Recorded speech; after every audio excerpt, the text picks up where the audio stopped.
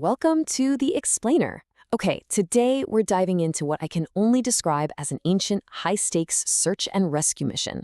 We're looking at a fascinating text that details the desperate hunt for an exiled royal couple, Nala and Damayanti. Despoiled of their kingdom and forced into servitude, they've completely vanished. So how do you find someone who has lost absolutely everything and disappeared into the vastness of the ancient world? Well, that's exactly what we're going to explore. I mean, think about the absolute geographical nightmare this presents. We aren't talking about pinging a cell phone or checking security cameras, right? How do you track down a lost princess in an ancient world without a map, without a photograph, relying entirely on word of mouth and physical descriptions? It's an incredibly daunting premise, and it sets a really urgent, energetic tone for the text we're analyzing today. Let's see how a father attempts the impossible. Section 1. Desperate Search. King Bhima's Mission. So the story kicks off with King Bhima. His daughter, Damayanti, and her husband, Nala, have lost their kingdom and have literally been reduced to bondsmen. Driven by this fierce desire to see them again, King Bhima doesn't just send out a small search party. No, he mobilizes an entire network of Brahmanas to scour the earth. And he motivates them the only way a wildly wealthy king knows how. Now, the key number we really need to focus on here is 1,000. Specifically, 1,000 kine, which is an old word for cows. In the context of this ancient society, livestock is a primary measure of immense wealth. King Bhima is essentially offering a blank check to anyone who can merely figure out the whereabouts of the ruler of the Nishadas and bring his daughter back. And man, this just brilliantly illustrates how desperate the king actually is. The bounty isn't just cattle. He is offering 1,000 kine, expansive fields, and a village so massive it resembles a town. This is generational wealth, you guys.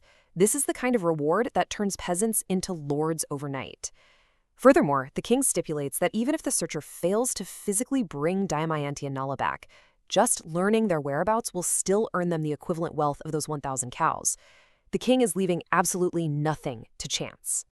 Naturally, with a bounty like that on the table, the text tells us the Brahmanas went out cheerfully in all directions, right? I mean, of course they did. They scoured cities and provinces, but despite this massive incentive, they hit countless dead ends. The text says they found them not anywhere. This really highlights the vastness of the world they were searching and the absolute obscurity into which the royal couple had fallen. It seems completely hopeless until one specific Brahmana gets a lead. Section 2. Palace Discovery, Sudeva's Observation. Here is where we shift our focus to the beautiful city of the Chedis, following a Brahmana named Sudeva. The pace slows down a bit here, because Sudeva isn't traversing a harsh wilderness. He's actually inside a royal palace. During the time of the local king's prayers, Sudeva notices something. Seated with a woman named Sunanda is the princess of Vidarbha herself, Damayanti. She is a princess literally hidden in plain sight. She isn't locked away in some dark dungeon. She's right there in the palace of the king of the Chedis. But she definitely doesn't look like the royalty Sudeva remembers, prompting him to observe her very, very carefully. So the real question is, how on earth does Sudeva actually recognize her despite her condition? The text uses this powerful comparison. On one hand, she has this inherent, incomparable beauty, marked by her large eyes. On the other, her current state is described as soiled and emaciated. The text provides a stunning visual. Her beauty was only slightly perceptible, like the brightness of a fire enveloped in curls of smoke. The fire of her royal identity is still in there, but it's heavily masked by the smoke of her current destitution. Sudeva pieces these clues together and realizes exactly who he's looking at. Section 3. The Poetry of Grief, Sudeva's Monologue.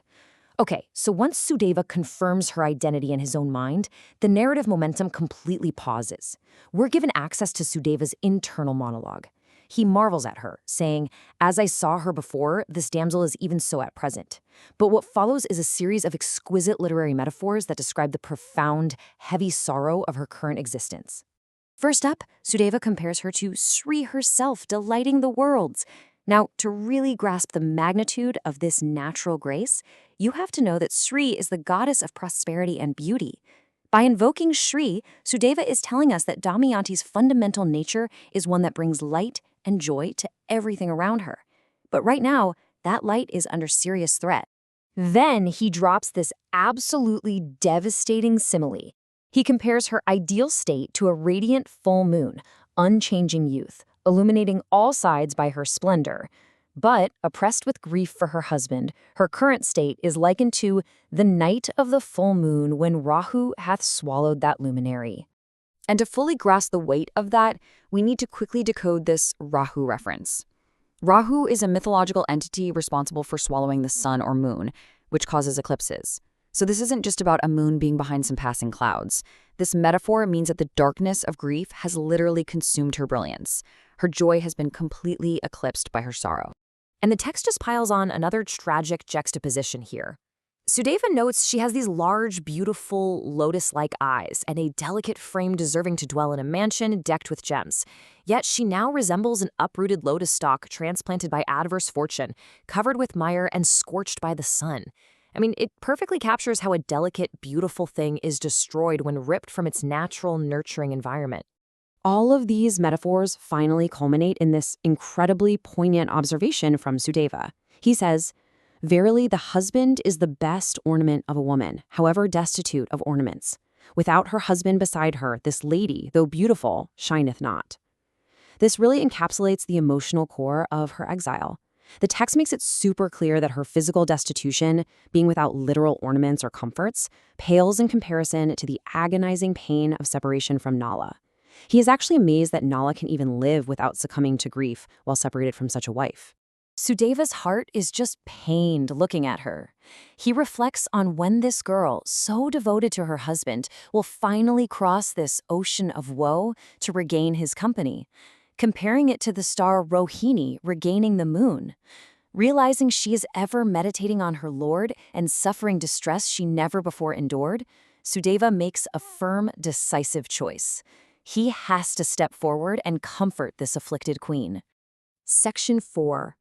A tearful reunion, Sudeva's revelation. All right, the internal monologue ends and the energy ramps right back up. Sudeva approaches Damayanti, steps out of the shadows and reveals his identity. "O Princess of Vidarbha, I am Sudeva, the dear friend of thy brother. I have come here, seeking thee, at the desire of King Bhima." I mean, imagine the sheer shock. She's been totally cut off from her past. So Sudeva instantly hits her with this rapid-fire family status report to ease her mind. He tells her, "Thy father is well, thy mother is well, thy brothers are well, and thy son and daughter, blessed with length of days, are living in peace." It's this sudden, overwhelming flood of relief and critical information. But, he also has to reveal the heavy toll her disappearance has actually taken.